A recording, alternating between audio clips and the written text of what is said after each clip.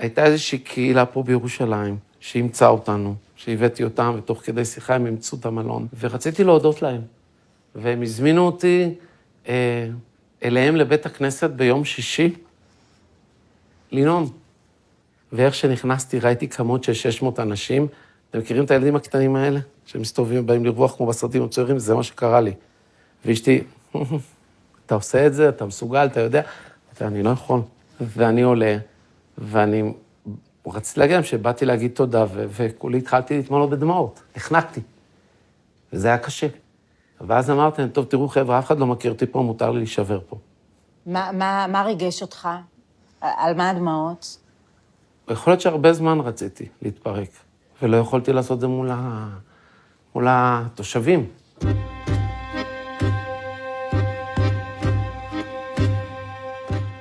מה אמרת עכשיו לפני שהתחלנו לצלם? שאני כבר 4 ימים לא מעשן, כי אני מנסה להיגמל, אז אני שותה הרבה מים. ומריח כל הזמן. ומריח את הדבר הזה. מה זה? שזה מנטול. פשוט יש בזה מנטה, וזה מאוד מאוד מרגיע את הרצון לסיגריות. כל הכבוד לך על זה. קודם כל שנצליח, עכשיו בכלל יש עליי מחויבות. זהו, עכשיו אנחנו משדרים את זה, ואתה חייב להיגמל. כן, כן. אבל זה קטע שדווקא בתקופה כל כך לחוצה שלך, אתה מחליט בסיגריות. ממש, זה משהו שאני גם לא מצליח להסביר את זה בעצמי. תקופה היא מאוד, מאוד, מאוד לחוצה. יש פה סיר לחץ, לא פשוט. אז אנחנו נמצאים עכשיו במלון דן בוטיק בירושלים, שמארח אתכם. נכון. תושבי שלומי. גר פה כבר כמה זמן? אני גר פה כבר 3 חודשים, 3 קומות מעל. ואתה פה עם המשפחה? אני פה עם המשפחה. בתפקיד שלי, אני אחד התפקידים הבכירים היום בשלומי, ומאוד מאוד גאה לעשות את העבודה. זו עבודה שאני מאוד מאוד אוהב. אתה בעצם דואג למפונים, ואתה דואג גם סיפרת לי על מחשבים שדאגת להם להביא. נכון, עדיין ממשיכים להביא מחשבים, קשה מאוד לגייס, ושוב פעם, הכאב שלי זה שכל יום זה כמו משפט שלמה. זה חותך לי את הבשר. מה? אני לא מצליח לתת לכולם. כולם רוצים. חגי, בוא נדבר על ההתמודדות שלך, שהיא גם לא קשורה לימים האלה. אתה מתמודד עם משהו בחייך. כן. בסוף שנת 2016, אני יורד ככל בוקר להקפיץ את הילדים לבית הספר, ואני יורד למדרגות, והעולם הוא לא מסתובב לי, הוא זז לי. הוא פשוט זז. אני בא, נוסע, לוקח את הכיכר, והכיכר נהיית לי יותר מדי ארוכה. אני לוקח את הכיכר להגיע לבית הספר, והכיכר ארוכה, היא לא נגמרת לי. אני אומר, מה קורה פה? חזרתי הביתה, אמרתי, לך לישון, תנוח, הכל יהיה בסדר, נקום, הכל יהיה טוב. הלכתי לישון, פתחתי עיניים, פתחתי טלוויזיה, ואני רואה 4 פעמים. יואו. אם אתה רואה משהו יפה מול העיניים 4 פעמים, זה כיף. אבל משהו מפחיד, זה איצ'קוק כפול 4, זה לא פייר. זה רגע מלחיץ מאוד. זה הלחיץ מאוד. שולחים אותי לעשות בדיקות, אוזניים, אולי זה, פה, אולי מוצאים כלום, עיניים, תקיד. ויום אחד, מישהו נועל לטלפון, אני רוצה להתחיל לדבר איתו, אז אני אומר, זה מה שיצא לי. אשתי קולטת את זה, מיד הרים הטלפון לאחותה שעובדת בבית חולים כרמל, אמרת, אני מביאה את חגי. עכשיו אני מביאה את חגי למיון. ותוך כדי שאני מדבר איתי, אני מתחיל להרגיש את הכל פה, רדום. ואתה מרביץ ואין כלום, אין שום דבר. כשאתה אומר שרדום לך, וכשאתה לא יוצא לך ככה, זה מבחינה רפואית, ואני יכול להבין את זה, אירוע מוחי. ושוכב מול הבן אדם מטומטם, שפשוט צחק ומחייך. אתה צחקת. מאוד. מה הצחיק אותך? מפגרים, מה אתם נלחצים, מה קרה? אלוהים לא רוצה אותי, עוד לא הבנתם את זה? הכל בסדר, אני פה. מה גילו שזה? גילו ביזע המוח, הוא אחד גוש. אחד גוש. איך קיבלת את זה? קודם כל צחקתי. אבל זה מצחיק? לא. זה כאילו, תשמע, חביבי, זה... אתה מבין שפה יכול להיות שזה ברצינות. במשך 10 דקות שתקתי, אז הסתכלתי למעלה, והתחלתי לריב עם אלוהים. אמרתי לו דברים שאני לא מסוגל לחזור עליהם. אני כן אגיד חלק מהדברים שהעזתי להגיד, שאמרתי לו, אתה לא יודע מי יש לך עסק, תיזהר ממני, אני אשרוף לך את גן עדן. יואו. אתה לא תיקח אותי.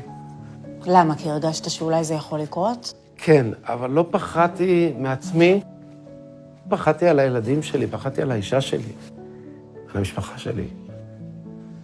אבל בעצם גילו שיש לך גידול בגזע המוח. הם לא קראו לזה גידול, הם קראו לזה נגע. נגע בגזע המוח. בגזע המוח. אחרי הבדיקות שעשו לי את ה-MRI, התחלתי לעשות MRI כל 3 חודשים. דרך אגב, מי שרוצה, אני יכול למכור MRI, אני כבר יש לי קשרים, יש לי MRI כל 3 חודשים, מדהים. גילו לי ב-MRI הראשון שהנגע פשוט נעלם. אני לא אשכח את היום הזה שקיבלתי את זה, הגעתי הביתה וקפצתי למעלה, בחיים לא הגעתי כזה גובה של שמחה, שמהר מאוד נעלמה אחרי 4 חודשים, יצא עוד אחד. ואז התחלנו להבין שיש פה בעיה שהגוף תוקף את עצמו. זה מחלה אוטואימונית שהגוף כן. תוקף את עצמו. אבל אני לא מקבל שום כדורים. אני עושה ריצות. אני נופל הרבה, כמו כולם, ואני נפצע, כמו כולם, אבל אני חוזר לרוץ. את יודעת איזה כיף זה להגיע אחרון במרתון שכולם מוחאים לך כפיים, לא שווה להגיע ראשון. אני דואג להגיע אחרון. גם ככה אני יוצא לא אגיע. אפילו שאני רק טק בכאילו רץ, אבל אני עושה את זה. אני פשוט עושה את זה. ואם אני רץ ולא נופל ושומר על יציבות, אז הכל חרטה, הכל שטויות. הכל שטויות. קורה שאתה לא מצליח לשמור על יציבות? כשאין לך מה לעשות. כשאתה לא בעשייה, אני לא נותן לזה להפיל את זה. נכון, היה לי עוד סשן, שני. ולפני המלחמה ממש, שבועיים לפני תחילת המלחמה, יצאתי מסשן שלישי. אתה קורא לזה סשן. בטח. אבל איך... למה? למה לא לקרוא לזה? קניתי כרטיס להצגה טובה מאוד. אתה יודעת איזה כיף זה להגיע לכרמל שכולם כבר מכירים אותך, הנה המצחיקן הגיע, הנה הברדקיסט הגיע, הנה השובב הגיע. אתה יכול לשתף אותי ברגע שההתמודדות הזאת לא הצחיקה אותך, שהיה לך מאוד קשה. הילדים באו אליי לבקר אותי, יש תמונה כזאת, הילד האמצעי שלי שהוא נווה, הוא אומר לי, אבא, המקום הזה לא טוב. אני לא רוצה לבוא לפה יותר. זה לא נעים, זה שובר. זה שובר. כמה הוא היה? היה בכיתה משהו כזה. יש לי ילד בכור אוטיסט, בתפקוד גבוה, שאני נלחם עליו נגד כל הסיכויים.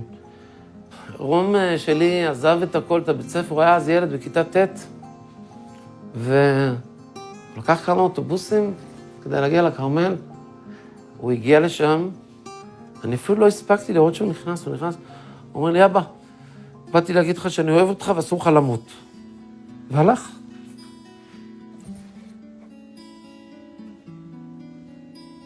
מה השתנה בך מאז הגילוי הזה של הנגעים? הרגש. אני בכיין, אני בוכה מהר. מאז אתה בוכה. המון. קראו לי כי אולי זה גם שינה לך משהו במוח שאתה בוכה. הלוואי, אולי חטפתי כף עליו, זו סתירה טובה במוח, משהו השתנה וזה השתנה לטובה. תראי, גם יותר מדי דברים קרו שנוגעים בי, ואז כשזה נוגע יותר מדי בך, אז זה משפיע עליך להיות רגיש כלפי האחר גם. אתה אוהב את השינוי הזה? אני ברוב הזמן אוהב את השינוי הזה. תראי, קודם כל, כשאתה מביע רגש, בהרבה מקרים גם אתה מקבל רגש. מקבל ליטוף, מקבל נשיקה, מקבל חיבוק. זה משהו שאני מאוד זקוק לו. תראי, יש כאלה שיגידו שרגשן זה מראה על חולשה, וזה מה שחשבתי בעבר. ואני יכול להגיד לך שבסיטואציות שאני נפלתי ואיפה שהתפוצצתי ונשבר בי הרגל, ופתאום לא הייתי האיש החזק שאי אפשר לכופף, יצאתי נזכר. מה זה אומר יצאתי נזכר? יצאתי נזכר זה מספיק שהייתה פה הבנה, מספיק שכל הגישה של הצד השני כלפיך השתנתה. וואלה, אני לא יכול לעבוד בו כמה שאני רוצה. הוא אנושי. אתה. הוא רגיש. הוא זה אני, כן. לא נעים לדבר על עצמי כזה, אני מתבייש. הוא רגיש. דווקא אתה משדר לי שאתה בן אדם חזק, אתה... נכון, אבל את יודעת מה מחזק אותי יותר? היכולת לאפשר לי להתפרק בקלות. היכולת לאפשר לי להוציא כאב החוצה, מחזקת אותי יותר אחר כך להמשיך הלאה. אבל עכשיו כשאתה מסתובב פה ודואג למפונים, אז אתה... אין לך זמן לחשוב על זה, נכון? על הנגעים בגזע המוח. יפה, אורית, נכון. אני מבינה אותך. ניתחת את זה נכון. קודם כל, אני עושה את הדברים שאני אוהב לעשות בחיים. עבודה ציבורית זה עבודת החיים שלי, אני אוהב את זה. אני באתי משם, כל החיים התעסקתי בזה. אבל אני שואלת אותך... להגיד שבגלל שאני עובד, אז זה עכשיו משכיח לי את המחלה, תקשיבי. יש משפט, מה זה מעצבן? אבל נכון, תחשוב טוב. יהיה טוב. יהיה טוב, כן. אני מאמין בו.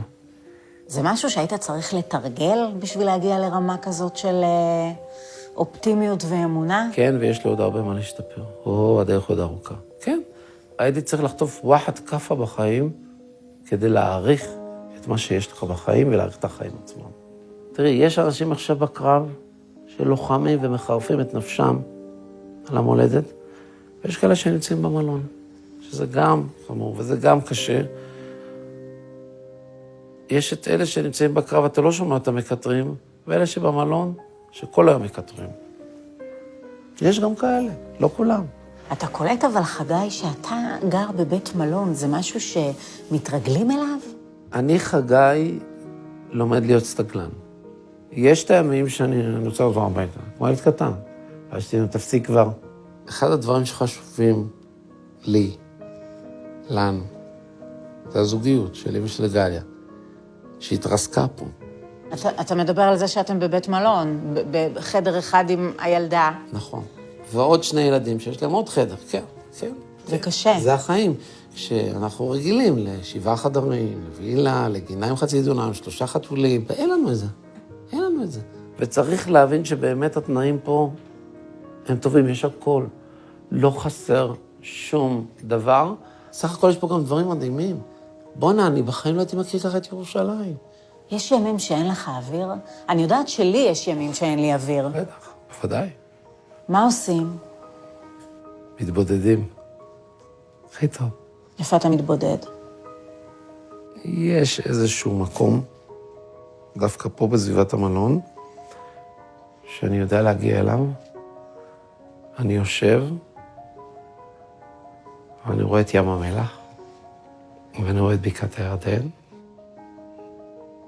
ואני רואה את כל ירושלים מלמעלה.